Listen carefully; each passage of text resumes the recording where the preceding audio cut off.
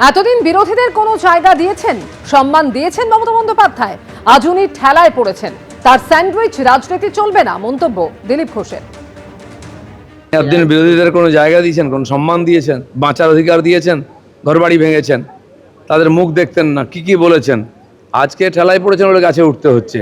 শুনুন, মমতা ব্যানার্জির এই রাজনীতি, এই যে স্যান্ডউইচ রাজনীতি, এটা চলবে না। আজ মানুষ ওনাকে ধাক্কা দিচ্ছে, চুপ করে বসুন না, কিছুদিন দেখুন কি হচ্ছে। কেউ আপনার সঙ্গে নেই, আপনার পার্টির লোকেরাও নেই, পার্টির লোকেরা ঘর ছাড়া, তাদের খোঁজ খবর নিন। আমি ঈশ্বরের নামে শপথ করিতেছি যে বিধি দ্বারা স্থাপিত ভারতের সংবিধানের প্রতি আমি অকৃত্রিম নিষ্ঠা ও আনুগত্য পোষণ করিব। আমি ভারতের সার্বভৌমত্ব ও অখণ্ডতা রক্ষা করিব।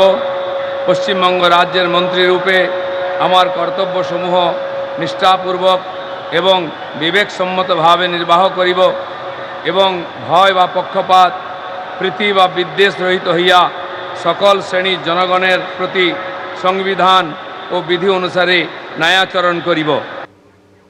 দফতর ভাগ হবে, আরো অনেক মন্ত্রী শপথ নেবেন, সব কাজই করতে হবে সবাইকে একসঙ্গে। শপথ নেওয়ার পর বললেন দিলীপ ঘোষ। বাস শুরু হয়েছে, শপথ গ্রহণ হয়েছে, ঢোকা হয়েছে, খালি এখনো চার্জ যতক্ষণ না আমাদের হাতে আসছে আমরা কাজ শুরু করতে পারবো না। দপ্তর ভাগ হবে, সব মন্ত্রীদের, আরও অনেক মন্ত্রীরা শপথ নেবেন, 2-4 দিন লাগবে সময়, তারপর কাজ শুরু হয়ে যাবে। প্রথম দ্বিতীয় বলে কিছু নেই, সব কাজই করতে হবে একসঙ্গে। শপথ গ্রহণ করেন দিলীপ ঘোষ। কি প্রত্যাশা তাঁর মার, শুনুন। ছেলে দিলীপ বাবু কিছুক্ষণ আগেই মন্ত্রী হিসেবে শপথ নিয়েছেন, আপনি দেখেছেন? দেখেছি, কোথায় দেখলেন? টিভিতে, আমার মেয়ের ঘরে। তা আজকে কি দিলীপ বাবুর সাথে আপনার কথা হয়েছে? হ্যাঁ, সকালে মোবাইলে কথা হয়েছে। কি বললেন? আমি এখন যাচ্ছি শপথ নিতে। আপনি গুরুত্বপূর্ণ মন্ত্রী হিসেবে দায়িত্ব নিতে চলেছেন, আপনি তার কাছ থেকে কি প্রত্যাশা করেন? রাজ্যবাসীর জন্য কি চান? রাজ্যবাসী যা চাইবে তাই, আমি আর কিছু চাই না, আমার কিছু দরকারও নেই। না, মানুষের, রাজ্যবাসীর তো অনেক প্রত্যাশা আপনার ছেলের কাছে, আপনি সেটা ছেলে পূরণ, তাদের প্রত্যাশা পূরণ হয়ে যাবে। আমার ছেলে সেটা পূরণ করা হবে না, কাজ করবে। আপনি আশা করছেন ছেলে? আমার ছেলে কাজ করবে, আমি আশা করছি। আমার ছেলে সেরকম ছেলে নয়। দিলীপ ঘোষকে দামাল ডানপিটে ছেলে হিসাবেই জানে, দিলীপ বাবু কি সত্যিই সেরকম ছোট থেকেই? না, আমার ছেলে ডানপিটে নাই, আমার ছেলে ভদ্র ছেলে। আমার ছেলে কোনোদিন ডানপিটে নাই, হাসি খুশি আমার ভদ্র ছেলে। কাউকে কোনোদিন খারাপ ভাষা বলেনি, কার কথায় লাগিয়েনি, কোনো অসুবিধা নেই। কখনো ভেবেছিলেন আপনার ছেলে মন্ত্রী হবে? ভাবতাম আমার ছেলে একদিন হবে, কিন্তু হয়ে গেল, আর অসুবিধা নেই। মুখ্যমন্ত্রী হিসেবে শপথ নেওয়ার পর মাঝরাতে বাড়ি ফিরলেন শুভেন্দু অধিকারী। শনিবারই শপথ নিয়েছেন। দিনভর নানা কর্মব্যস্ততার পর কাঁথির শান্তিকুঞ্জের বাড়িতে ফিরলেন মুখ্যমন্ত্রী।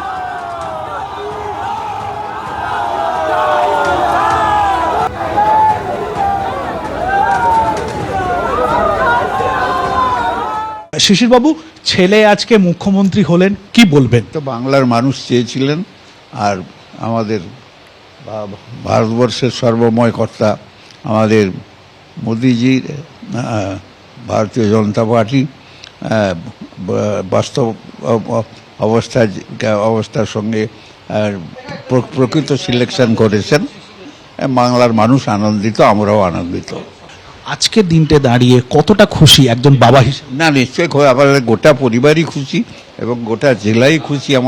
আমাদের মেদিনীপুরের মানুষ আজকে সর্বত্র ঘরে ঘরে সকলে আনন্দিত। ভবানীপুরে মমতা বন্দ্যোপাধ্যায়কে হারানোটা কতটা চ্যালেঞ্জ ছিল, সেটা কি শুভেন্দু? এটা খুব ইজি ম্যাটার, আমরা জানতাম ভেতরে চাবিকাঠিটা কি করে ভবানীপুর জিততে হয়।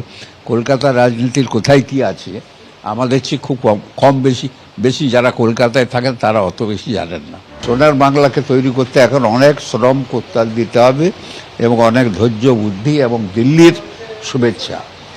সবচেয়ে বড় কথা দিল্লির শুভেচ্ছা, বারে দিল্লিকে ছোট করা, এবং আমি বড়, এই পশ্চিমবাংলার কিছু লোক এইসব করেছেন নিজের স্বার্থে। কিন্তু আমি মনে করি যে ভারতবর্ষের স্বার্থে, বাংলার স্বার্থে সকলে এক হয়ে চলা উচিত গোটা ভারতবর্ষ। নন্দীগ্রাম যুদ্ধ তো ইতিহাস সৃষ্টি করেছে। আমরা জানি যে নন্দীগ্রাম লড়াই আমরা করেছিলাম, লড়াই করতে নেতৃত্ব শুভেন্দু দিয়েছে এবং তাকে বারে বারে সেইটাকে ধাক্কা মেরে পিছিয়ে দেওয়া একটা কৌশল চলছিল। সে কৌশলে আজকে পান্তা ভাত খাওয়া মানুষ জয়লাভ করেছে। আমার থেকে মনে হয় এই বাংলার বেশি লোক আনন্দিত। শুভেন্দুবাবু কি খুব রাগী?